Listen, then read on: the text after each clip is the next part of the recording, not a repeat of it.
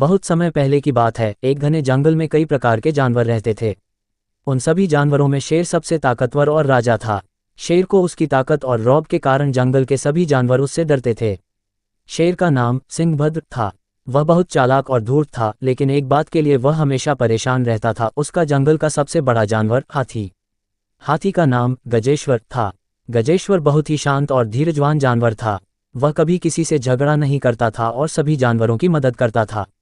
उसकी ताकत इतनी थी कि एक झटके में बड़े बड़े पेड़ उखाड़ सकता था, लेकिन वह कभी अपनी ताकत का दिखावा नहीं करता था। गजेश्वर अपनी बुद्धिमानी और शांति से जंगल के जानवरों का दिल जीत चुका था, जबकि सिंहभद्र अपनी ताकत के बल पर डर फैलाता था। सिंहभद्र को यह बात बिल्कुल पसंद नहीं थी कि गजेश्वर को जंगल के सभी जानवर इतना सम्मान देते थे। उसे हमेशा ये खटकता था कि उसे केवल उसकी ताकत के कारण डरते हैं, जबकि गजेश्वर को बिना ताकत के भी सभी चाहते हैं। ये सोचकर शेर बहुत चिढ़ जाता और उसने ठान लिया कि वह किसी भी तरह से गजेश्वर को जंगल से हटाएगा। शेर की चाल। एक दिन शेर ने अपने दरबार में अपने मंत्रियों को बुलाया। दरबार में लोमड़ी, भेड़िया, सियार और कई अन्य जानवर थे जो शेर के करीबी माने जाते थे। शेर ने अपने मंत्रियों से कहा, गजेश्वर की बढ़ती लोकप्रियता अब मुझसे सहन नहीं होती। हमें कुछ ऐसा करना होगा कि वह जंगल छोड़कर चला जाए। लोमड़ी, जो कि खुद भी चालाक थी, ने कहा, महाराज, अगर हमें गजेश्वर को हराना है तो हमें उसकी ताकत से नहीं, उसकी बुद्धि से लड़ना होगा। हमें उसे ऐसा जाल बिछाना होगा जिसमें वह खुद फंस जाए। शेर को लोमड़ी की बात पसंद आई। उन्होंने लोमड़ी से योजना बनाने को कहा। लोमड़ी ने बड़ी सूझबूझ से एक योजना बनाई। उसने कहा, गजेश्वर बहुत ही दयालु और सरल स्वभाव का है। हम उसकी इसी कमजोरी का फायदा उठाकर उसे फंसाएंगे। योजना का आरंभ। लोमड़ी ने अपने दल के कुछ चालाक जानवरों को गजेश्वर के पास भेजा। वह जानवर गजेश्वर से मदद मांगने के बहाने गए। उन्होंने गजेश्वर से कहा, गजेश्वर भाई, हमारे गांव में एक बड़ा संकट आ गया है। एक बड़ा सांप हमारे गांव में घुस गया है और हमारे बच्चों को खा रहा है। हम सब बहुत परेशान हैं। हमें आपकी मदद चाहिए। आप तो बहुत ताकतवर हो, आप ही हमें उस सांप से बचा सकते हो। गजेश्वर ने बिना कोई देर किए कहा, मैं तुरंत चलूंगा और तुम्हारे गांव को उस सांप से मुक्त करूंगा। गजेश्वर उन जानवरों के साथ चल पड़ा। वह जैसे ही जंगल के गहरे हिस्से में पहुंचा, उसे वहां कोई सांप नहीं मिला। उसने उन जानवरों से पूछा, सांप कहाँ है? तभी लोमड़ी ने शेर के साथ वहां आकर हंसते हुए कहा, अरे गजेश्वर, तुम तो बहुत ही भोले हो। यहाँ कोई सांप नहीं है। ये सब एक योजना थी तुम्हें यहाँ लाने की।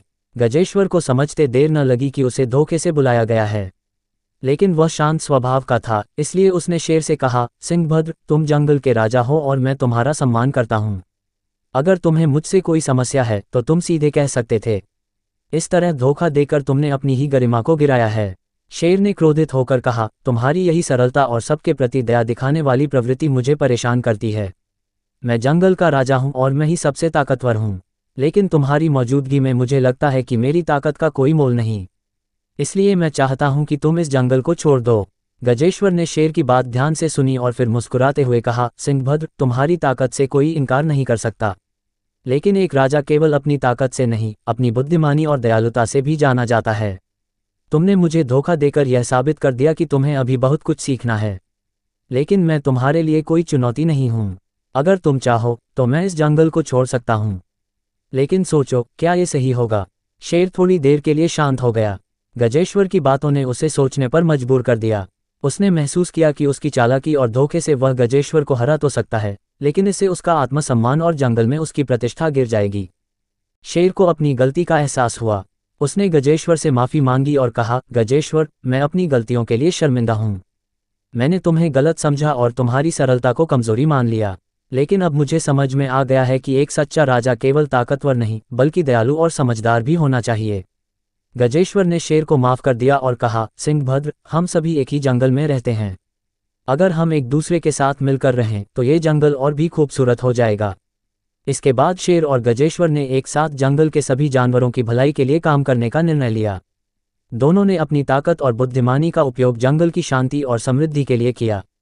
निष्कर्ष। इस कहानी से हमें ये शिक्षा मिलती है कि केवल ताकत से कोई सच्चा राजा या नेता नहीं बनता, बल्कि उसकी बुद्धिमानी, दयालुता और दूसरों की मदद करने की भावना उसे सच्चा नेता बनाती है।